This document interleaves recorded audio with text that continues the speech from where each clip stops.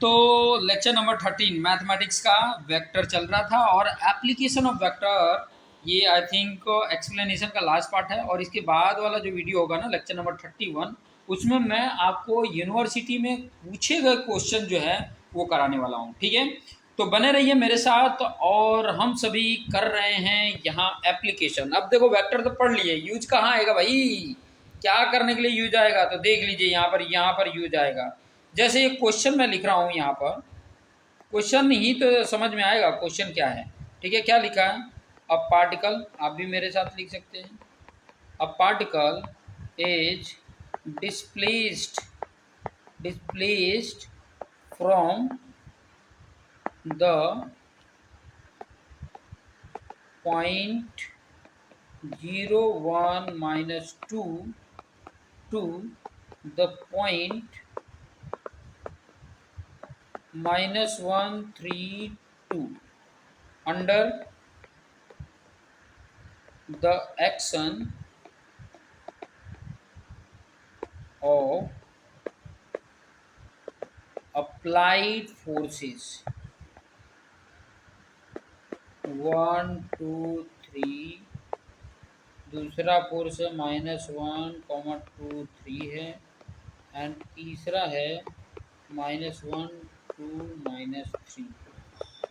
Then find the work done. क्या find out करना है? ध्यान रखिए, जो फाइंड आउट करना है उसको मैंने हाईलाइट कर लिया कि वर्क डन फाइंड आउट करना है।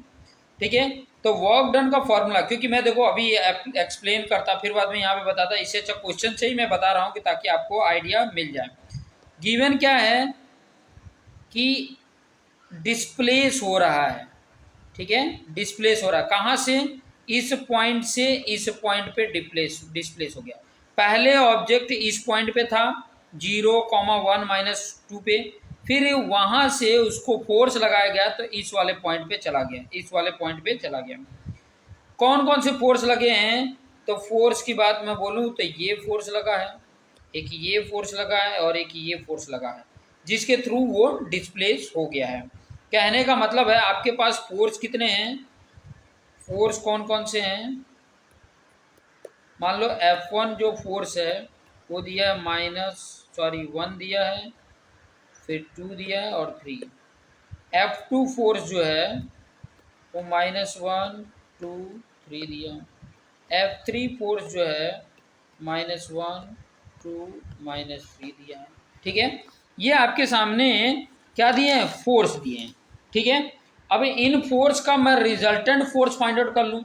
रिजल्टेंट क्या होगा? इन तीनों का एडिशन हो जाएगा। रिजल्टेंट फोर्स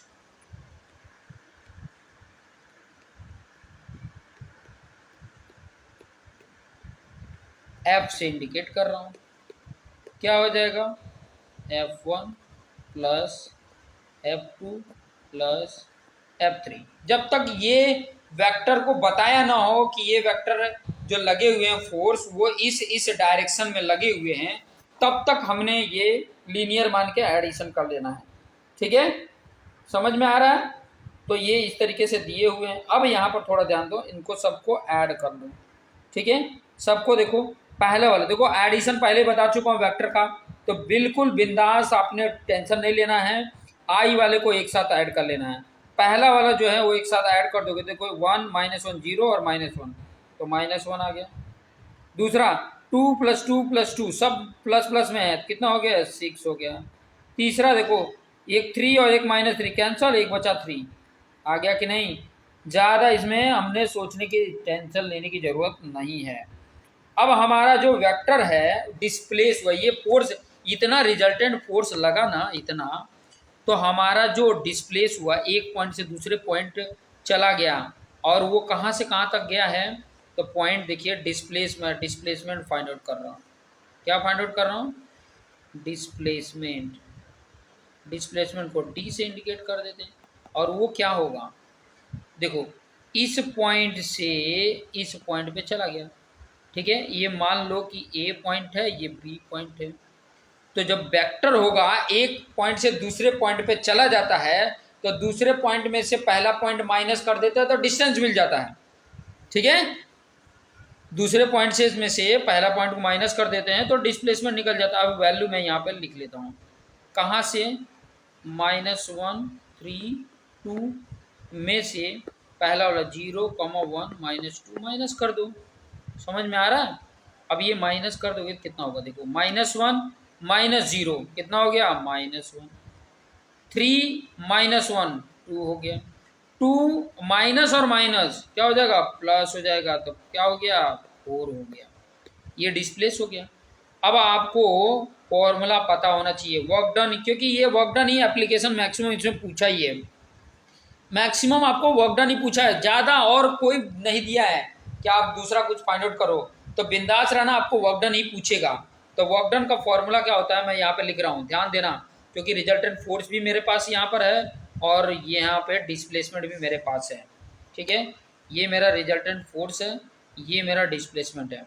वर्क डन का फॉर्मूला देख लो, यही याद रखना है।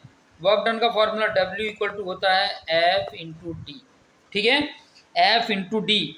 इन डॉट क्यों लगाया मैंने, क्योंकि आप देखोगे कि ये जो फोर्स होता है वेक्टर होता है, डिस्प्लेसमेंट होता है वेक्टर होता है, और इनका वर्क डन देखोगे तो ये स्केलर होता है। तो स्केलर जब दो वेक्टर का प्रोडक्ट करने पे अगर स्केलर आ जाए तो डॉट होगा, जब दो वेक्टर को प्रोडक्ट करने पे अगर मान लो कि वेक्टर आ जाए तो वहाँ क्रॉस प्रोडक्ट होगा। ये ध्यान में रखना, अगर ये ध्यान में है तो आपको क्रॉस और डॉट में दिक्कत नहीं देगा। क्लियर? तो यहाँ पे दो वेक्टर का प्रोडक्ट हो रहा है तो स्केलर आ रहा है, ये आपका क्या है, स्केलर है, और ये दोनों क्या हैं, दोनों वेक्टर हैं। ठीक है, दो वेक्टर से अगर स्केलर आ रहा है तो समझ जाना कि वो क्या है, डॉट प्रोडक्ट है, इतना कन्फ्यूजन नहीं होना है। बट यही आपको याद रहना चाहिए कि कौन स्केलर है कौन वेक्टर है। ये फिजिक्स का पार्ट है, फिजिक्स में आपको बताया गया होगा कि स्केलर क्वांटिटी क्या होती है, वेक्टर क्वांटिटी क्या होती है। वेक्टर मतलब जिसमें मैग्नीट्यूड और डायरेक्शन दोनों की जरूरत होती है, स्केलर मतलब ओनली मैग्नीट्यूड से मतलब होता है, ये याद रखना। चलिए, अब तो हमने आसानी से कर लेना है। आसान है कि नहीं है? देखो एफ की वैल्यू दे दिया है, क्या दिया है, क्यों भाई आ नहीं रहे हो। एफ की वैल्यू क्या है, -1 6 3, और डी का क्या है, -1 2 4। और जब भी हम डॉट प्रोडक्ट करते हैं तो क्या करते हैं, पहले वाले का पहले के सब मल्टीप्लिकेशन कर देते हैं, -1 इंटू -1, फिर प्लस, यहाँ दूसरा 6 है, यहाँ मल्टीपल में 2 हो गया, फिर प्लस, यहाँ तीसरे पे 3 है, यहाँ तीसरे पे 4 है, मल्टीपल कर दो, यहाँ -1 और 1 का मल्टीपल 1 हो गया, यहाँ 6 2 जा 12 हो गया, यहाँ 3 4 जा 12 हो गया, 12 + 1 25। ठीक है, 25 इतना यूनिट हो गया। जब फोर्स का यूनिट नहीं दिया है, डिस्प्लेसमेंट का यूनिट नहीं दिया है, तो यहाँ पर सिर्फ यूनिट लिखना है, वर्क डन का 25 यूनिट आ जाता है। आसान है कि नहीं है, आसान है कि नहीं है? तो बस मैं एक ही बता रहा हूँ, ज़्यादा नहीं बता रहा हूँ। अब बाकी क्वेश्चन आपने प्रैक्टिस करना है, जितना आप प्रैक्टिस करोगे, क्योंकि आप लोग को मुझे पता है गेम खेलने में आप ज़्यादा समय दे सकते हो, लेकिन पढ़ने में ज़्यादा समय आपके पास कैपेसिटी नहीं है। जो अच्छे बच्चे उनके पास कैपेसिटी है, अगर हिम्मत है, जो वीक अपने आप को बोलते हैं ना मेरे पास कैपेसिटी है, वो जो वीक स्टूडेंट हैं वो करके दिखाएं तो माना जाएगा कि आपके पास कैपेसिटी है। गेम देखने के लिए कैपेसिटी है, बट पढ़ने के लिए कैपेसिटी नहीं है। बैठ के पढ़ के दिखाओ, पास होके दिखाओ, फिर बाद में मानेंगे कि आपके पास पढ़ने की भी कैपेसिटी है। तो करो और अपने दोस्त मित्र को भी बोलो कि करके दिखाओ। फेल किसी को नहीं होना है, सब ने पास होके दिखाना है। सफलता ऐसे ही नहीं मिलती है, बहुत बड़ा परिश्रम करना पड़ता है, बहुत कठिन परिश्रम करता है, तब सफलता मिलती है। तो देखते रहो, अपने दोस्त मित्र को शेयर कर लो। धन्यवाद।